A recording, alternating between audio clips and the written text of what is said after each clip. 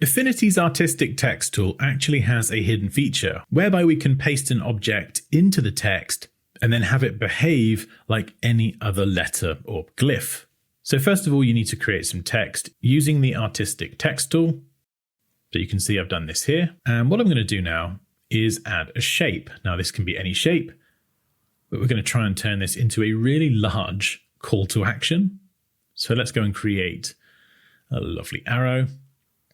And we'll make this one-sided, and it's very long. So let's squish it in a bit. There we go. And let's just make this black for now. Right, what I'm going to do is with this selected, press Command or Control X to cut it. You can find that under the edit menu if you need it. And then with the artistic text layer selected, what I can do is I'm going to go to the end. Actually, no, let's go to the beginning. There we go. And I'm going to paste this in with Command or Control V.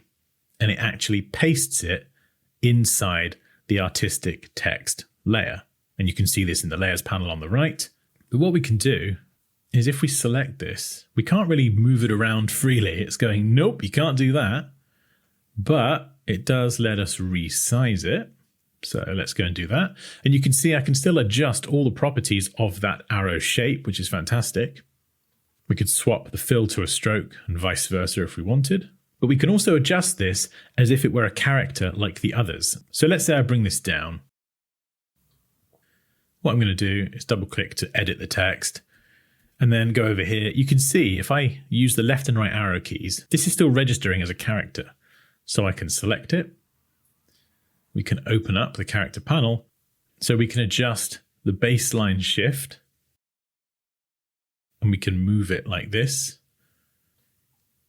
And then if I go to the right of it, we can adjust the kerning as well to... Oh no, that's the tracking. Don't get that one wrong, Dan. There we go, kerning. So we can push the letters further away or bring them closer together. And the great thing about all this is if I change the text itself, so we'll change click here to, I don't know, let's go for more info. You can see that the arrow shifts to accommodate that change in text. And I stumbled on this feature by accident the other day, and honestly, it's flippin' cool.